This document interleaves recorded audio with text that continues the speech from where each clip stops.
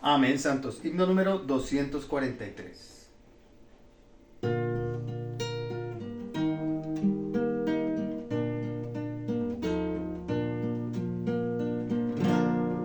Qué liberación me ha dado, Cristo sí me liberó. Quebrantado está el pecado, muerte tu aguijón pasó. Por su victoria me ha hecho Cristo más que vencedor.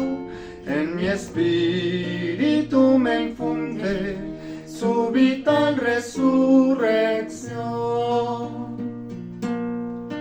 Cristo a mí me ha liberado de la ley y su poder, para siempre desatado, por su gracia viviré.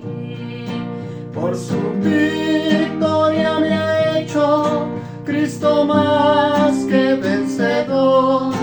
En mi espíritu me infunde su vital resurrección. Cristo condenó el pecado, al Calvario lo llevó. Ya no tiene en mí más pase, su poder él destruyó. Por su victoria me ha hecho Cristo más que vencedor. En mi espíritu me infunde su total resurrección. Cristo abolió la muerte por la vida inmortal. Él venció sus ataduras con resurrección triunfal. Por su victoria me ha hecho Cristo más que vencedor. En mi espíritu se infunde su vital resurrección. Cristo al diablo y los demonios con su muerte aplastó. Del poder de las tinieblas a la luz me trasladó. Por su victoria me ha hecho Cristo más que vencedor. En mi espíritu me infunde su vital resurrección. da su gracia suficiente y poder tan cubridor, aunque débil me glorío en la fuerza del Señor. Por su victoria me ha hecho Cristo más que vencedor. En mi espíritu me infunde su vital resurrección. Amén. Amén. Queridos santos, entramos hoy al mensaje 5, disfrutar a Cristo como realidad del jubileo neotestamentario. Y cuando miramos el principio de este entrenamiento, comenzamos hablando del tema central que estaría moviéndose a través de todo este entrenamiento, que lo componen estas tres palabras de experimentar, disfrutar y expresar a Cristo. Y podemos decir que este es el corazón de la revelación divina de la economía eterna de Dios. El que experimentemos, disfrutemos y expresemos a Cristo tiene por finalidad la expresión corporativa del cuerpo de Cristo como el cuerpo orgánico de Cristo, lo cual tiene su consumación en la Nueva Jerusalén. Así que podemos decir que el objetivo diario de la economía de Dios en nuestras vidas es que diariamente experimentemos y disfrutemos a Cristo para su expresión. Anoche en una reunión de hogar, en una lectura que estábamos teniendo, se mencionó que todas las cosas que suceden en nuestra vida, sean buenas o sean malas, están gobernadas y dirigidas por Dios. Esto a veces no nos gusta mucho, pero la clave de todo esto es es que en toda situación podamos disfrutar al Señor de tal manera que podamos ganar más de Él. Claro, este término de disfrutar al Señor, en especial para aquellos que llegamos ya adultos y de una experiencia cristiana, fue algo muy raro, muy difícil de comprender, porque nunca aunque habíamos escuchado los versículos, pero nunca habíamos visto este asunto de comer a Cristo. Lo más que escuchamos en los diferentes grupos cristianos es hablar de adorar a Dios, de llegar, levantar las manos, muchas cosas que se hacen para adorar a Dios. Pero esto es diferente. Cristo nos define este asunto en Juan 6:57, la segunda parte, cuando dice: el que me come, él también vivirá por causa de mí. Claro está, es difícil pensar en comer sin disfrutar. El comer al Señor está acompañado del disfrute. Pero lo más importante, especialmente aquellos que llevamos muchos años escuchando todos estos términos, es que no perdamos el objetivo y la meta de practicar el disfrutar al Señor cada día.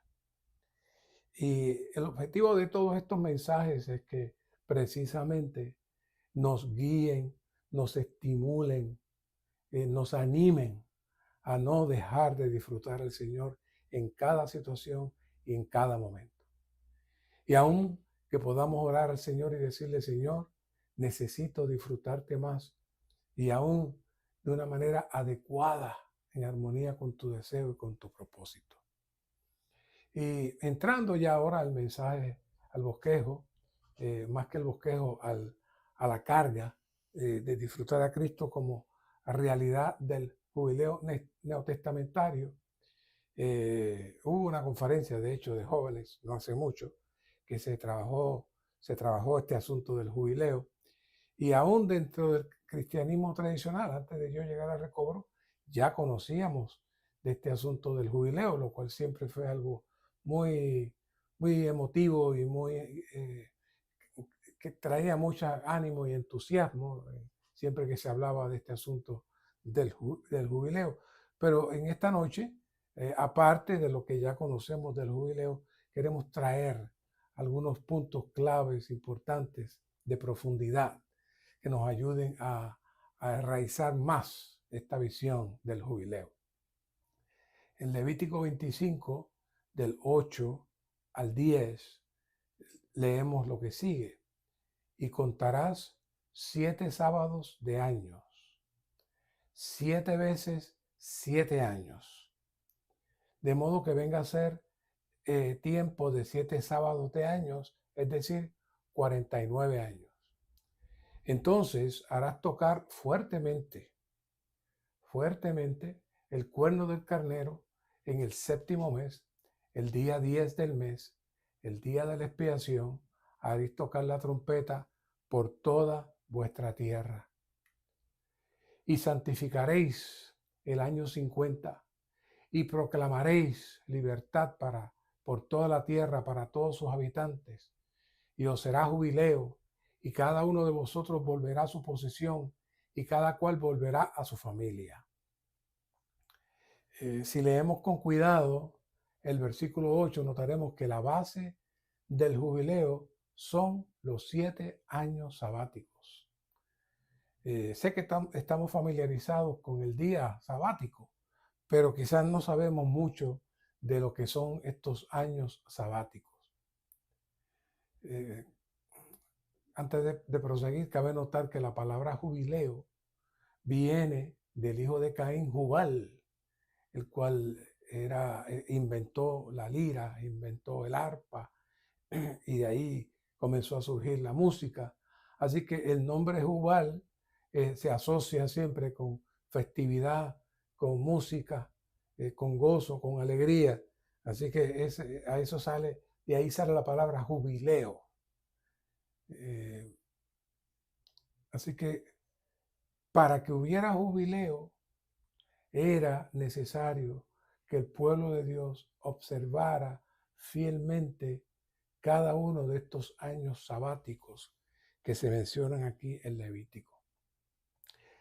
Cada 6 años se trabajaría la tierra, se recogería el fruto, pero el 7º año sería un año de descanso total, sin laborar en ninguna manera la tierra. Ese era llamado el año sabático.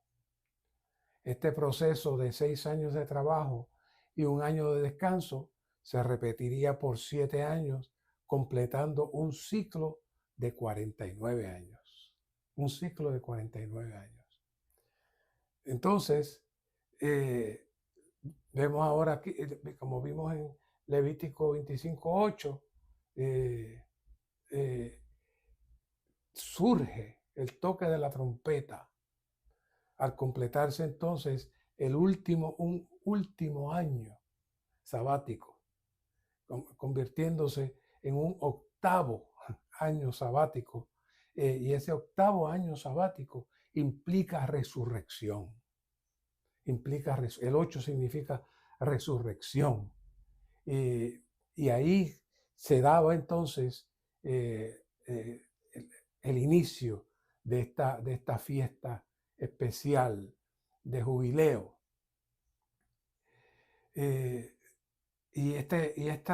Cada una de estas fiestas, obviamente, como leímos, era para liberar a los cautivos, para liberar a los esclavos que se habían vendido, para liberar a aquellos que habían tenido que vender sus propiedades por dinero.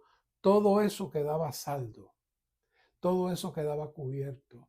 Así que el gozo que eso traía, la alegría que eso traía, era lo que se conocía como el jubileo. Ahora, como hemos traído de manera consistente, y los que escuchan nuestros mensajes con regularidad saben lo que estamos siempre tratando de establecer, Dios en su economía ha estado moviéndose para restablecer el orden en el universo, iniciando primeramente el forjar su autoridad, justicia y dominio en el hombre para que éste a su vez derrote a su enemigo. Ese es el proceso de Dios.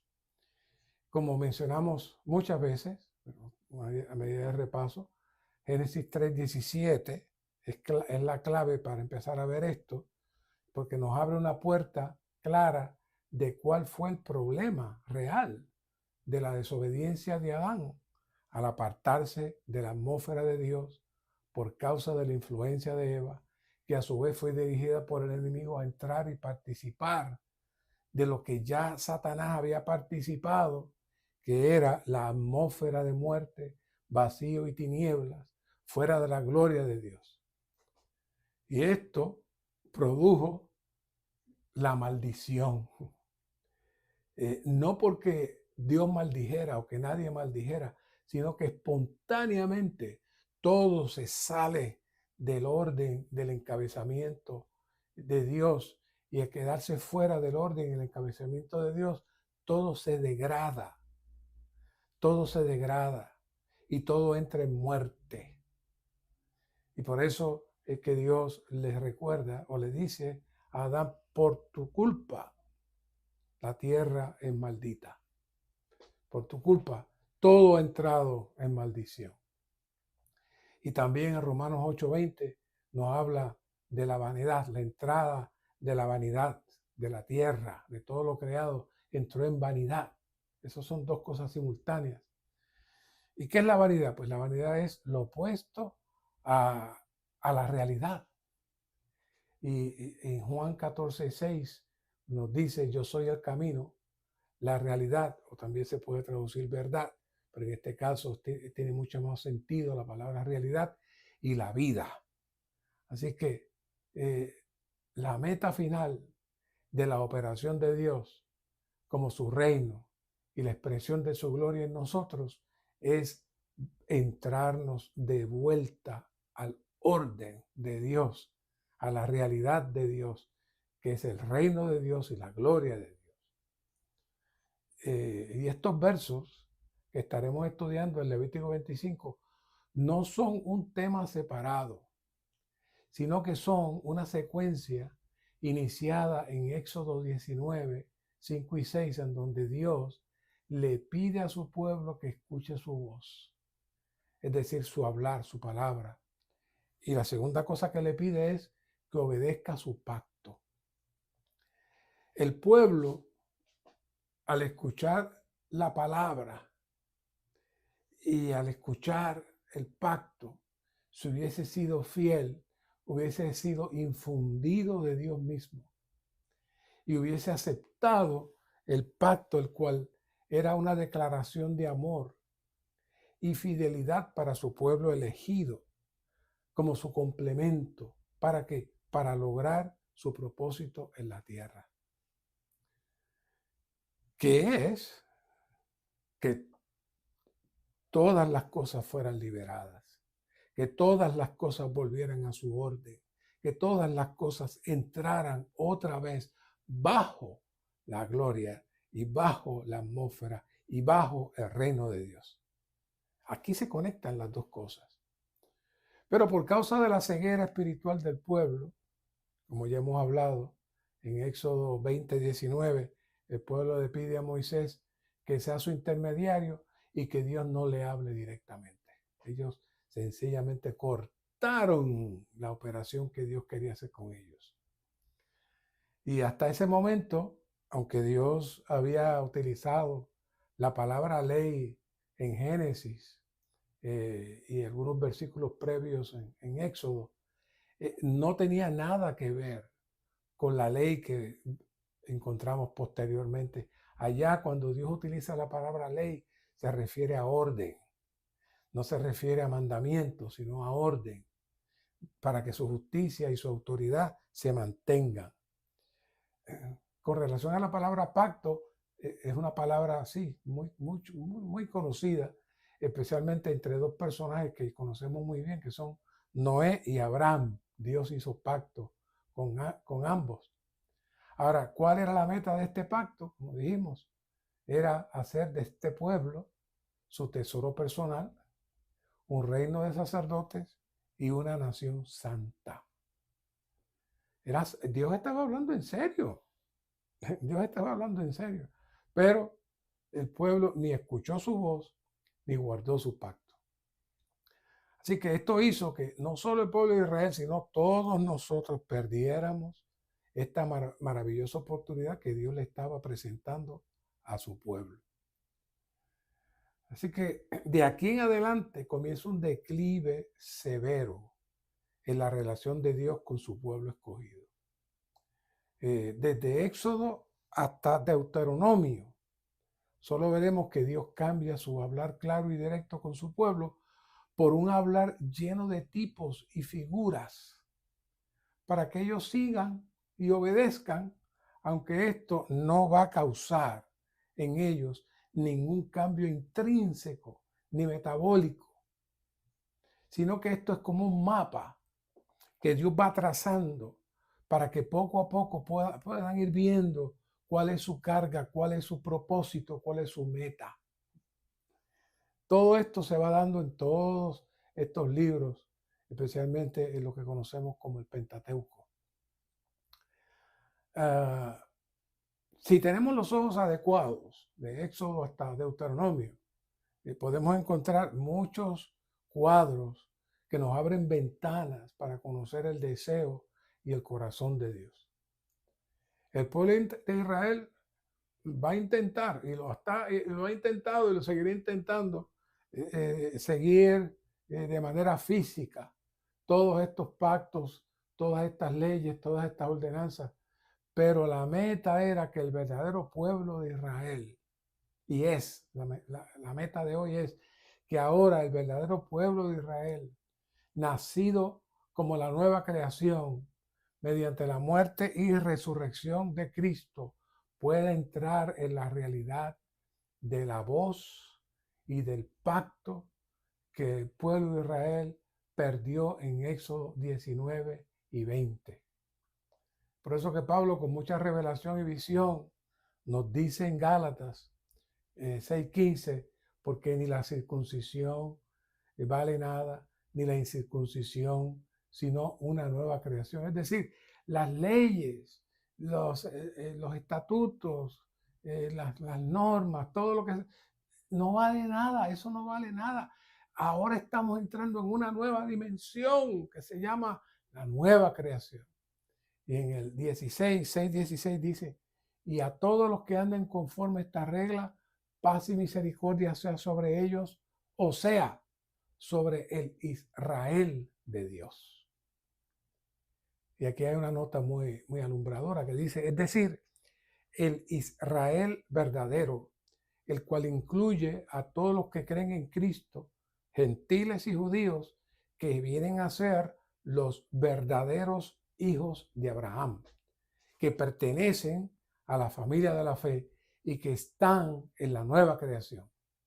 Ellos andan conforme a esta regla, expresan la imagen de Dios y ejecutan la autoridad de Dios y son tipificados por Jacob, quien fue transformado para ser Israel un príncipe de Dios y un vencedor. Así que dicho esto, podemos comprender que todos los cuadros del Antiguo Testamento tienen otra meta y propósito, más allá de lo que externamente nosotros podemos ver, incluyendo la conocida práctica del sábado, que nos entrará en la carga que hemos de presentar en este mensaje. La falta de una visión de la operación de Dios desde Éxodo 19 hasta Deuteronomio ha producido muchos grupos pseudo cristianos que desean combinar las prácticas cristianas con las prácticas judías. Se pierden completamente el propósito de lo que Dios está tratando de mostrar. Inclusive muchos de esos grupos no patrocinan las epístolas de Pablo, pues dicen que Pablo no estaba claro sobre la carga de Dios en preservar su ley hasta nuestros días. Pero Pablo pasó por un periodo de transición, al igual que los demás discípulos, y comienza un proceso de dejar una antigua dispensación para entrar en otra mucho más elevada y completa. Todo este proceso de transición se refleja en algunas situaciones y prácticas de los apóstoles y aún de Pablo al inicio de la vida de iglesia, como era a veces guardar las fiestas judías, como era ir al templo sabático, y a la misma vez entonces comenzar a tomar la mesa del Señor, y luego con la llegada de el calendario gregoriano, se altera entonces el calendario judío y la Iglesia Católica comienza a estructurar muchas cosas, muchas fiestas las comienza a meter en su calendario gregoriano. Y es bueno mirar esto como un paréntesis. El calendario judío, fácilmente los hermanos judíos pudieron tener la práctica al principio del sábado, desde el viernes a las 6 de la tarde hasta el sábado a las 6 de la tarde, donde pudieron por un lado cumplir con sus requisitos judíos. Acuérdense que había mucha persecución y habían recibido al Señor, pero no soltaron de momento las cosas, sino que las preservaron, pero agregaron las nuevas prácticas. Así que muy posiblemente en el primer día de la semana, que comenzaba el sábado a las 6 de la tarde, ahí comenzaron a tomar la mesa del Señor. Y así de esa manera, dentro del mismo día, podían cumplir con las dos cosas. Así que todas estas cosas se fueron dando y pudo haber creado una idea de que muchas de estas cosas judías todavía estaban activas y de esto se adhieren muchos de estos grupos al decir que los apóstoles hacían esto y los apóstoles hacían lo otro, pero estaban en un proceso de transición. Y traigo esto porque a veces nos enfrascamos nosotros mismos en asuntos legalistas de cuándo se debe tomar la mesa, si por la mañana, si por la tarde, que si la mesa no es un desayuno, que es una cena. Todo eso son conceptos donde tenemos que meternos en la realidad de las cosas, porque al final, si queremos ser bien legalistas y nos vamos a hacer las cosas por el calendario judío, estamos bien fuera de sitio. Pero cuando entramos a disfrutar al Señor en el Espíritu y entramos en la realidad de la mesa, si es por la tarde, si es por la mañana, si aún el que se le ocurra hacerle el sábado a las 6, eso no tiene ningún problema. No podemos ser dogmáticos, tenemos que entrar en la realidad. ¿Por qué? Porque ahora estamos viviendo en la nueva creación y ahora somos el verdadero Israel de Dios. Ahora bien, traído este preámbulo, necesitamos mirar con los ojos adecuados toda esta palabra del jubileo. Y vamos a leer ahora los versículos que preceden Levítico 8, usualmente del 8 en adelante es que se habla del jubileo, pero se habla muy poco de estos versículos que preceden y quiero tomar un tiempo para que veamos el cuadro completo. Dice entonces, Jehová habló a Moisés en el monte Sinaí, diciendo, habla a los hijos de Israel y diles, y mire las palabras precisas que utiliza aquí el Señor. Cuando hayáis entrado en la tierra que yo os doy, la tierra observará el sábado para Jehová. La tierra observará el sábado para Jehová. Es curioso que no dice el pueblo observará el sábado, sino que dice que la tierra observará el sábado. ¿Por qué? Porque la tierra iba a descansar. Acuérdense del preámbulo del año sabático. La tierra descansaba, no había obra, todo quedaba quieto. Ahora, ¿qué tipifica la tierra? La tierra tiene dos ángulos aquí. Por un lado, como sabemos, la tierra es Cristo mismo. Y los que han leído el libro, alguno de los libros del ministerio, trabaja profundamente con toda la tipología de la tierra, como el Cristo todo inclusivo y muchos otros libros más. ¿Qué significa observar el sábado? Implica una vida de reposo, disfrute y confianza en Cristo. Por lo que debemos entrar en la tierra, es decir, en Cristo, y guardar el sábado. No el sábado físico, no el sábado físico. El otro día, buscando un lugar donde hubieran cánticos de recobro ahí en YouTube, de pronto me encontré con unos estudios sabáticos. Son muy interesantes, donde empiezan a comprar las cosas antes del viernes a las 6 de la tarde y hay todo un ritual y todo se detiene y se supone que si usted es comerciante y tiene un negocio, que no abra la tienda. O sea, literalmente ellos entienden que es un mandato de Dios y que hay que guardarlo. Pero cuando miramos aquí de que la buena tierra es Cristo y cuando entramos en Cristo necesitamos entrar en la realidad del sábado, la cosa tiene otro peso y mucha más seriedad. Por otro lado, el propósito de la tierra es que produzca fruto. Y hay que sembrar, y hay que podar, y hay que recoger. Claro está, no en el día sábado, pero la idea de la tierra es que produzca fruto. Hoy en el recobro del Señor hemos estado experimentando el laborar en Cristo como la buena tierra para nuestro disfrute. laborar en Cristo como la buena tierra para nuestro disfrute. Por otro lado, aquí estamos presentando que también en esta tipología necesitamos aprender a entrar en el sábado, que es el descanso, que es donde la operación nuestra como ser viviente se detiene para que Dios pueda ser el que nos dirija, el que nos guíe en todas las cosas. El 3 dice, 6 años sembrarás tu campo y 6 años podarás tu viña y recogerás su fruto. Lo que hablamos anteriormente a medida de introducción general. Entonces, ¿cómo es esto? ¿Qué tipología tiene esta? Bueno, en Génesis 2:15 nos dice, y tomó Jehová Dios al hombre y lo puso en el huerto del Edén para que lo labrara y lo guardase.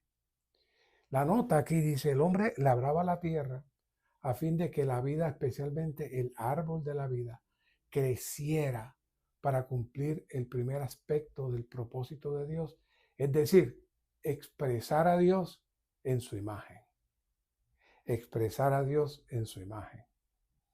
Ya vimos que ese es el último punto de este entrenamiento, expresar a Dios en su imagen.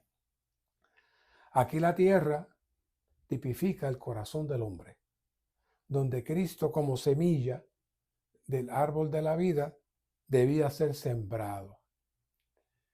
Debía ser sembrado.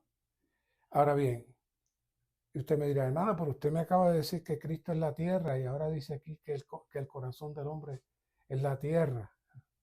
Si armonizamos ambas tipologías, podemos decir que dentro de nosotros no tenemos terreno alguno para que nada crezca. De hecho, la Biblia nos habla de que hay piedras en nosotros.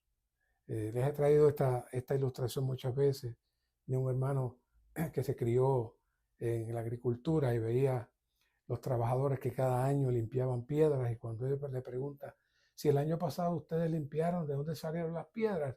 Ellos dicen, es que de adentro, profundo, siguen saliendo piedras. Y así es nuestro corazón, mucha piedra. Así que, por un lado, Cristo es la semilla del árbol de la vida que desea tomar posesión de todo nuestro corazón, pero también se convierte en la buena tierra, en donde el árbol de la vida, que es el mismo, se siembra dentro de nosotros. ¿No es hermoso? Esta es la realidad de la nueva creación, y esta es la manera de comenzar a ver las cosas que son para el nuevo y fresco Israel de Dios, que somos todos los judíos y todos los gentiles que hayan recibido a Cristo como su Salvador y hayan recibido la vida divina. El 4 dice, pero el séptimo año la tierra tendrá un sábado de reposo completo, sábado para Jehová, no sembrarás tu campo ni podarás tu viña. Ya lo que les expliqué, que trabajaban 6 años y luego del séptimo año, entonces era una vacación de un año completo sin trabajar. Y contarás 7 sábados de 7 veces años, de modo que venga a ser tiempo de 7 sábados de años, es decir, 49 años. Así que como estuvimos presentando en Levítico 25, los 7 sábados de años se refieren a un ciclo de 7 años en que cada séptimo año surge el sábado sabático. Esto significa que en el séptimo año la tierra debe descansar y no se debe cultivar ni cosechar. Este ciclo de 7 años se repite 7 veces, lo que equivale a 49 años. Entonces, ya leímos esto, lo vamos a leer otra vez. Harás tocar fuertemente el cuerno del carnero en el séptimo mes, el día 10 del mes, el día de la expiación, haréis tocar la trompeta por toda la tierra. Y santificaréis el año 50 y proclamaréis libertad por toda la tierra para todos sus habitantes, os será jubileo, y cada uno de vosotros volverá a su posesión, y cada cual volverá a su familia. Los 50 años que consumaban en el jubileo incluían entonces un 8 años sabáticos. Se entraba en el sábado número 8. El año del jubileo era también un año sabático, pero se sumaba al otro y así entonces un sábado de 8 sábados. Y había una acumulación de sábados entre un sábado al otro y se producía entonces este sábado óctuple, el cual representa la superabundancia de la plenitud del reposo de Dios que nos satisface. Además, este periodo de 50 años que eran que sumaba la semana octava, surge lo que es la resurrección. Esto es el jubileo íntegramente que procede de la resurrección. Este jubileo procede de la resurrección. Así que por eso hay jubileo, por eso hay alegría, por eso hay gozo, porque no es solamente que las personas fueron liberadas y que fueron alcanzadas, sino que hemos entrado dentro de la esfera de la resurrección. Hemos entrado en la esfera del Cristo resucitado. Es la base, es lo que nos entra, la realidad intrínseca del jubileo. Claro, durante el jubileo se llevan a cabo varias prácticas significativas, como es la liberación de los esclavos, el perdón de deudas, la restitución de tierras a sus dueños originales. Así que el jubileo significa restauración, la libertad y la justicia social, enfatizando la importancia de cuidar a los menos favorecidos y mantener el equilibrio en la comunidad. En resumen, los 7 sábados de años actúan como un marco que culmina en el jubileo, promoviendo la renovación espiritual dentro de la comunidad israelita. En el 25:11 dice: el año 50 os será jubileo, no sembraréis ni segaréis los rebrotes de vuestra siega anterior, ni vendimiaréis sus viñedos no podados. Hay una nota aquí que dice que durante el año de jubileo no se siembre, siegue ni vendimie. Significa que en el jubileo provisto por Dios no hay necesidad de ninguna labor humana. Este tiempo es un completo reposo para el hombre y es Dios quien asume toda responsabilidad. Así que después de la presentación que hemos traído de las 49 semanas y la semana 50, hay toda una serie de aplicaciones de cómo se hará el proceso de liberación durante el jubileo. Y hay 2 versos que nos gustaría traer de aplicaciones que no se tocan mucho, pero tienen mucho significado. Y está ahí mismo en el 25:23, dice: la tierra no se venderá a perpetuidad, porque la tierra mía es, pues vosotros sois para conmigo extranjeros y peregrinos. Vea esta nota, qué interesante. Si nos debilitamos o descarriamos después de ser salvos, perderemos temporalmente el disfrute de Cristo como nuestra posesión divina y nuevamente podríamos ser esclavizados por el pecado, Satanás y el mundo. Que la tierra perteneciera a Dios y no pudiera ser vendida a perpetuidad significa que nuestra posesión divina le pertenece a Dios y no podemos perderla para siempre. Son buenas noticias. Ella está resguardada por la gracia de Dios.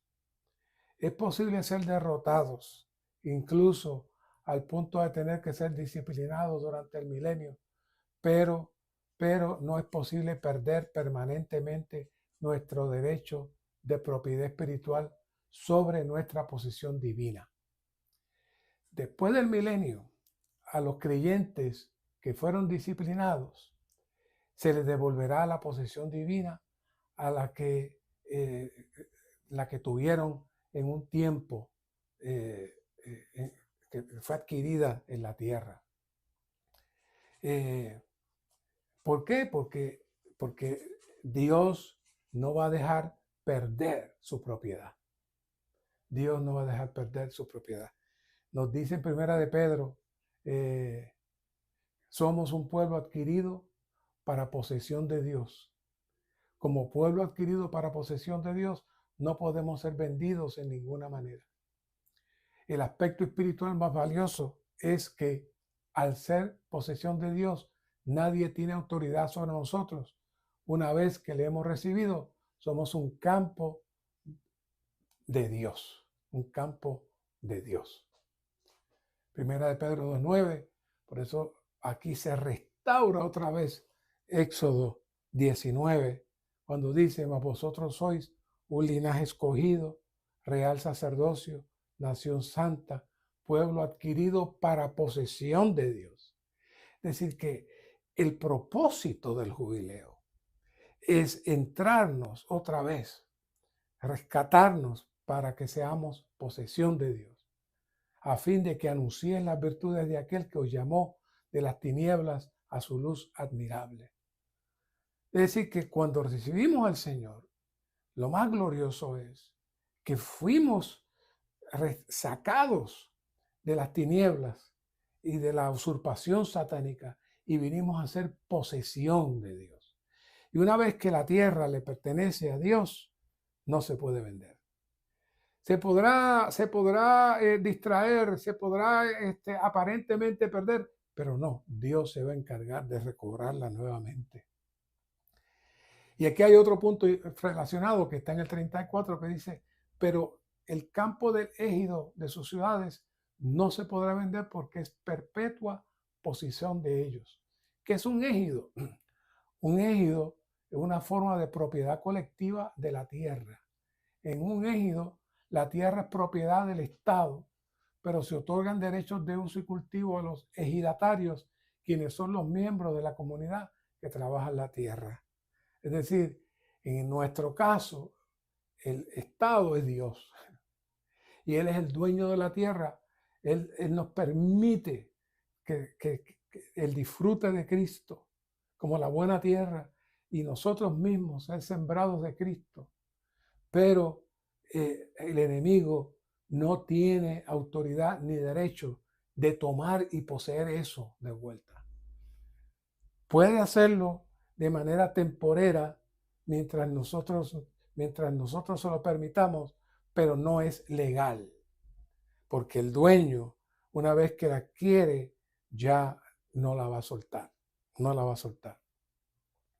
Así que todo lo presentado anteriormente sobre los 49 años y sumado el último año 50, ¿qué representan? Representan toda nuestra vida.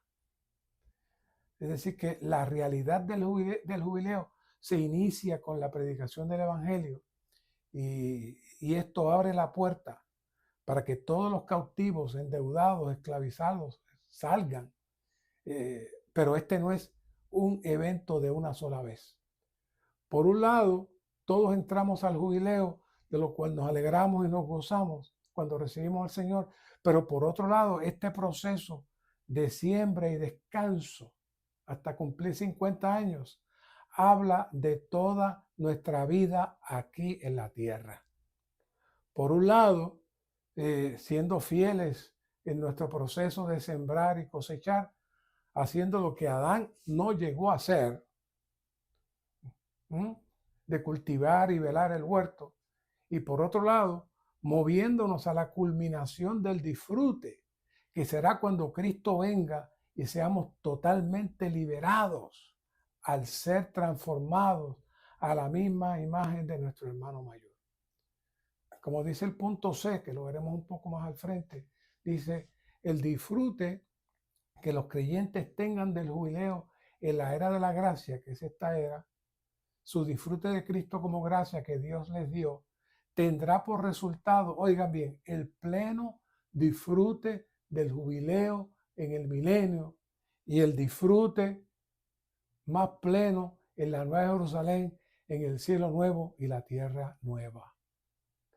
No debemos dar la impresión que el jubileo es solo el momento en que fuimos salvos, que fuimos comprados por su sangre y que fuimos liberados para venir a ser hijos de Dios mediante la impartición de la vida divina. Eso no es únicamente el jubileo, eso es parte del jubileo. Eso fue solo una parte en un proceso que se culminará cuando Cristo venga y podamos entrar al disfrute de las bodas del Cordero. En ese momento se habrá completado todo el proceso del jubileo y entraremos en el verdadero gozo y disfrute. Así que habiendo aclarado todos estos principios, no vamos a entrar en el bosquejo porque ya yo se lo expliqué. Lo que quiero leer son los números romanos y si hay algún otro punto crucial que necesite explicación, lo haremos. Pero básicamente la carga del mensaje ya se liberó. Quería hacerlo de esta manera porque hay mucha terminología, hay muchos conceptos que muchas veces nos pueden enredar. Número romano 1 dice, el año del jubileo mencionado en Levítico 25, del 8 al 17, que ya lo leímos, se encuentra de manera profética en Isaías 61 y 3, y su cumplimiento en realidad se halla en Lucas 4, 16, 22. Vamos a Isaías 61, 1, que dice, el Espíritu del Señor Jehová está sobre mí, por cuanto me ha ungido Jehová para traer buenas nuevas a los afligidos. Me ha enviado para vendar a los quebrantados de corazón, para proclamar libertad a los cautivos y a los atados aperturas de los ojos. Y aquí viene lo interesante. Para proclamar el año aceptable de Jehová y el día de venganza del Dios nuestro, para consolar a todos los que hacen duelo. ¿Qué está diciendo Isaías? Hey, el jubileo no es solamente cuando te salvaste, el jubileo se va a culminar en el año aceptable de Jehová, el día de venganza del Dios nuestro. ¿Cuándo es el día de venganza del Dios nuestro? Cuando Satanás sea atado y todos los enemigos sean derrotados y destruidos y el Señor recobre plenamente la tierra y el universo y la nueva Jerusalén descienda. ¿Habrá acaso un jubileo más grande y más completo que ese? No lo hay. Pero para poder llegar ahí necesitamos participar de los diferentes sábados sabáticos, los diferentes años sabáticos que implican el descanso de nuestra vida en Dios y el reposo de nuestra vida en Dios hasta que finalmente entremos al jubileo. Claro, en Lucas el Señor dice, el Espíritu del Señor está sobre mí por cuanto me ha ungido para anunciar el evangelio a los pobres, me ha enviado a proclamar a los cautivos y libertad a los ciegos, recobro de la vista, a poner libertad a los oprimidos, a proclamar el año agradable del Señor, el año del jubileo. Ahora, ¿cuándo es el año del jubileo? El año del jubileo, por un lado, comienza en el momento que usted recibe al Señor, pero el año del jubileo final será en su venida. Así que en términos, ya como vimos, la venganza de Isaías 61.2 conecta con la culminación del jubileo y el año agradable del Señor conecta con el año final del jubileo. Que nos movemos un poquitito más adelante. El punto C, aquí el punto que le leí se lo voy a leer de nuevo. El disfrute que los creyentes tengan del jubileo en la era de la gracia tendrá por resultado el pleno disfrute del jubileo en la Nueva Jerusalén, en el cielo nuevo y la tierra nueva. Ese es el pleno disfrute del jubileo. Número romano 2. El año de jubileo es la era de Cristo como gracia impartido en nosotros mediante sus palabras de gracia para nuestro disfrute. El jubileo neotestamentario es una era de éxtasis para nuestra salvación. Esa era de éxtasis para nuestra salvación es el inicio de nuestra vida cristiana. Todos podemos recordar el momento cuando fuimos salvos, el gozo, el disfrute, el deseo de estar en las reuniones, el deseo de leer la palabra. No podemos dejar que eso se apague en nosotros.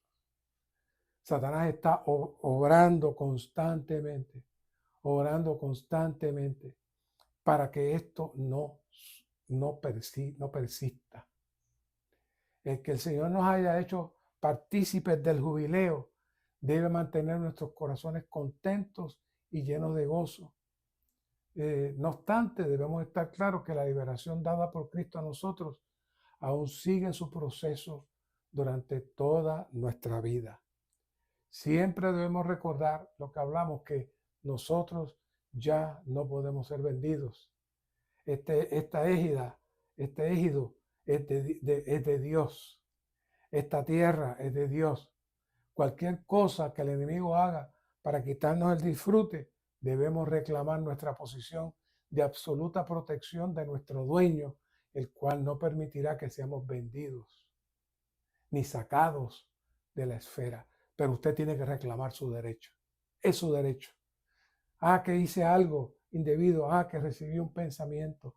Que clame a la sangre, declare el poder de la sangre y diga: yo ya no estoy vendido al pecado, ahora el Señor me compró y yo pertenezco a Él. Nadie más tiene derecho sobre mí más que Él. Ese es la esencia del jubileo. El punto B aquí de Romanos 2 dice: jubileo significa no tener preocupación ni ansiedad, ninguna intranquilidad ni inquietud, ninguna escasez ni carencia, ninguna enfermedad ni calamidad, ni tampoco ningún problema en absoluto, sino más bien tener todos los beneficios. Por consiguiente, todas las cosas son placenteras y gratas en nuestro corazón y nos sentimos libres de ansiedad, tranquilos, entusiasmados y exultantes. Y usted me dirá: ay, sí, hermano, qué fácil, quizá para usted o para el que tiene mucho dinero, el que no tiene problemas. Pero yo no, yo tengo problemas económicos, tengo problemas con mis hijos, tengo problemas con mi esposo o con mi esposo, tengo enfermedades. ¿Cómo yo voy a estar así? Yo no puedo hacer eso. Y el apóstol Pablo nos dirá: pero yo lo podía hacer. El Señor me dijo: bástate mi gracia, que mi poder se perfecciona en tu debilidad. Y lo pudo hacer. Yo lo pude hacer cuando estaba en la cárcel, con las manos y los pies amarrados, y yo lo que hacía era cantando y disfrutando al Señor. El hermano Watchman Nee lo pudo hacer por 20 años preso, y lo último que escribió fue que no perdió su gozo. ¿Qué es eso? Eso es entrar en la esfera del disfrute de Cristo en nuestro espíritu. Próximos mensajes vienen, tanto de esta serie como cuando vengan los mensajes de Itero, que se estará hablando otra vez más profundo sobre lo que es el reino, sobre lo que es la gloria. Todos estos temas que hemos estado tocando, pero son cruciales porque es lo único que nos puede mantener a flote, el que podamos entrar en esa esfera de la victoria sin importar las circunstancias externas. Aquí en el punto C1 dice: cuando recibimos a Cristo como nuestro Salvador y nuestra vida, Él entra en nosotros para hacer nuestro jubileo. Sin embargo, a menos que le permitamos vivir en nosotros y a menos que vivamos por Él, no estaremos viviendo de manera práctica en el jubileo. En mensajes pasados hablamos del asunto de permanecer. Y hablamos también de la operación satánica en la mente nuestra, para luego tomar nuestra mente, voluntad, emoción y por ende también los sentidos del cuerpo. Pero si nos tornamos al Señor y entramos al disfrute del Señor en nuestro espíritu, Satanás no tiene lugar para trabajar con nosotros porque no tiene autoridad ni derecho ya sobre nosotros. Lo que Él hace con nosotros es lo que nosotros le permitimos que Él haga, nada más ni nada menos. Punto D, todo puede ser satisfactorio para nosotros únicamente después que hayamos ganado al Cristo todo inclusivo como nuestro disfrute. No son las personas, asuntos o cosas externas, sino el Cristo dentro de nosotros quien nos capacita. Ese Cristo dentro de nosotros nos capacita para estar tranquilos y libres de preocupaciones mientras enfrentamos toda clase de situaciones. Toda clase de situaciones. El salmista se quejaba de cómo los impíos tenían de todo, disfrutaban todo y él no tenía nada, pero él usa la frase hasta que entré en el santuario de Dios. Nosotros necesitamos entrar al santuario de Dios. El santuario de Dios no es ningún local de reunión, el santuario de Dios es nuestro espíritu, en donde ahí el Señor no solamente va a tomar control de nuestra situación, pero también, prepárese, Él también toma control de las situaciones externas. Punto 3, Romanos. La proclamación del jubileo en Lucas 4 gobierna el pensamiento central de todo el Evangelio de Lucas, y las parábolas del buen samaritano en Lucas 10 y el hijo pródigo en Lucas 15 son excelentes ejemplos del jubileo. En esas parábolas lo que vemos es aquellos que estaban perdidos, aquellos que lo habían perdido todo y son recobrados. Pero eso son etapas presentes del jubileo. Y Lucas 4 está hablando de etapas presentes del jubileo que nos van a llevar al jubileo final del milenio y la nueva Jerusalén. Dios ha llegado a ser nuestra porción bendita en Cristo, pero muchos cristianos están infelices y son como luces que no resplandecen porque no encienden el interruptor al tomar a Dios como su porción. Vea estos otros versos que encontramos muy interesantes. Levítico 25, 29 y 30. Y si alguien vende una vivienda en ciudad amurallada, podrá redimirla hasta el término de un año desde la venta.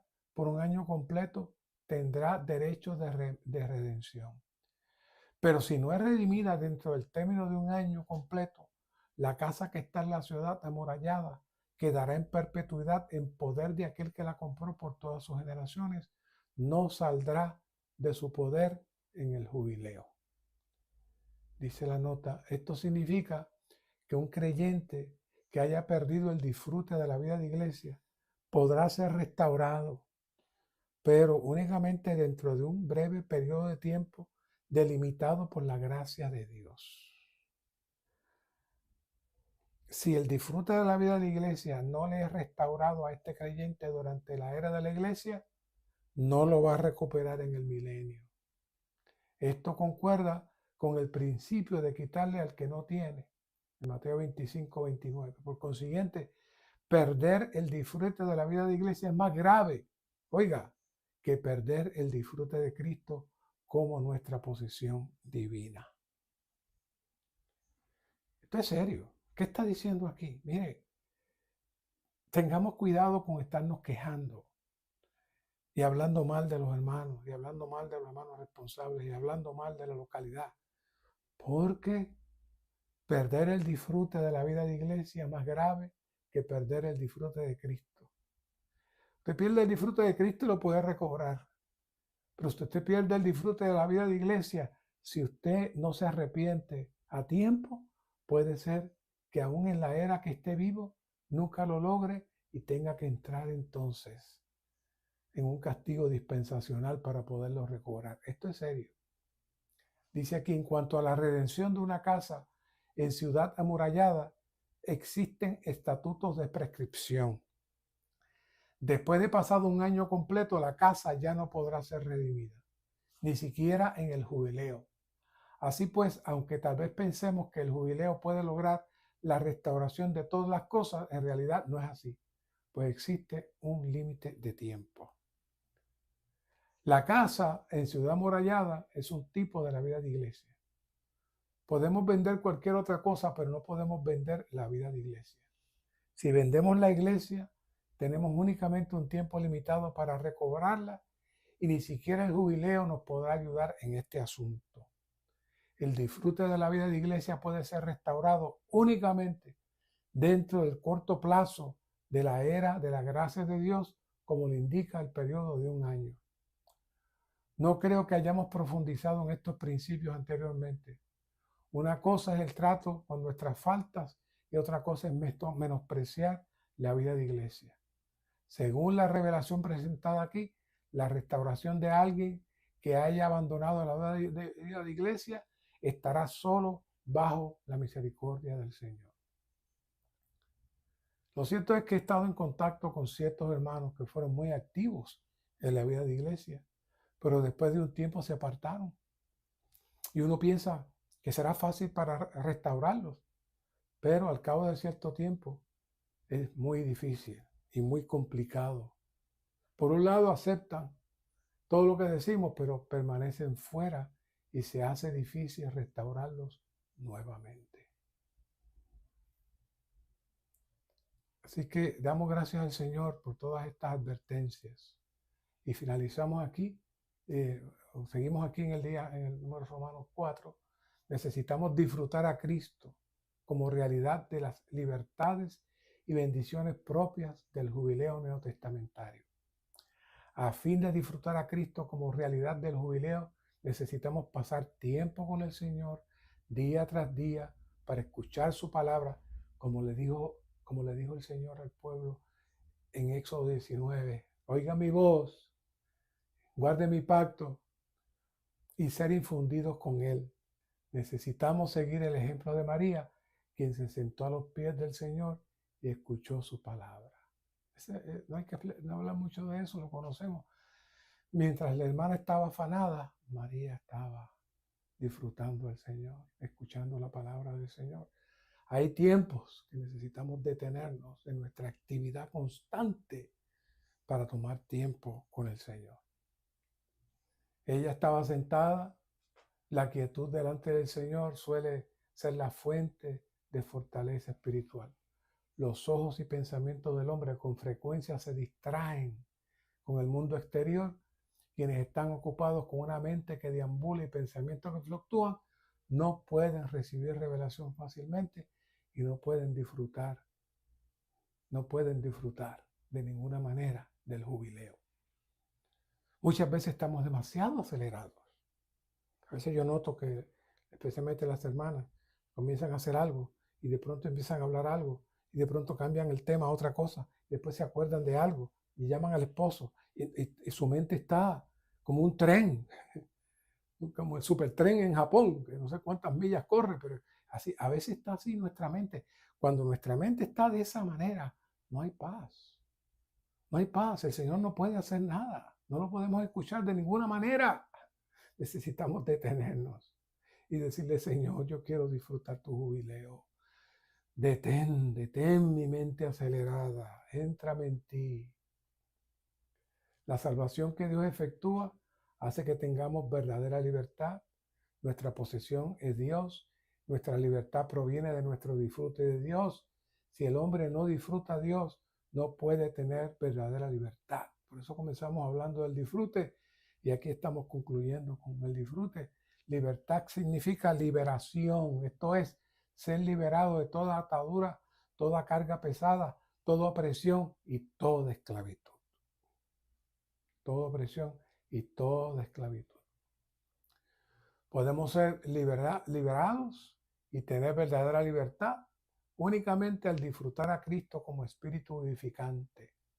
Solo aquellos que disfrutan a Dios no cometen pecado y son verdaderamente libres, quienes llevan una vida de libertad, emancipación y liberación de ataduras. Acuérdase de 1 de Juan 3, que hablábamos de que el que permanece en Dios no peca. ¿Qué es permanecer en Dios? Esto que está aquí. Es ponernos a disfrutar al Señor, a tocar al Señor en la palabra, estar tomando al Señor a cada momento. De esa manera no somos atrapados con los pensamientos que el enemigo pone para cautivarnos. La ley del Espíritu de vida nos libera de la ley del pecado y de la muerte. Esta ley es el Señor mismo quien pasó por la muerte y la resurrección para llegar a ser ¿qué? El Espíritu edificante. Si no disfrutamos al Señor lo suficiente, seguiremos estando bajo las ataduras de muchas cosas. Las determinaciones en nuestra mente no funcionan. Debemos acudir al Señor continuamente. ¿Para qué? Para comerlo y disfrutarlo. Cristo como jubileo nos libra de nuestra pobreza, cautiverio, ceguera y opresión. ¡Qué maravilla! Es todo lo que necesitamos. Así que el vivir de jubileo es un vivir en el disfrute que tenemos de Cristo, un vivir en el que disfrutamos a Dios como nuestra herencia y verdadera libertad. Pero recuerden, lo que hagamos en esta era, en estos 7 sábados, 7 años de sábado, que equivale a nuestra vida, nos va a entrar entonces en el 8º sábado, que es la resurrección, que es la culminación del jubileo, cuando Cristo venga y ponga a sus enemigos bajo sus pies, y entonces la iglesia puede entrar plenamente al disfrute de las bodas del Cordero. Gracias, Señor, por esta palabra. Hazla práctica, hazla clara para nosotros. Infúndete en nosotros cada día hasta que podamos alcanzar la culminación del jubileo. Gracias, Señor. Amén.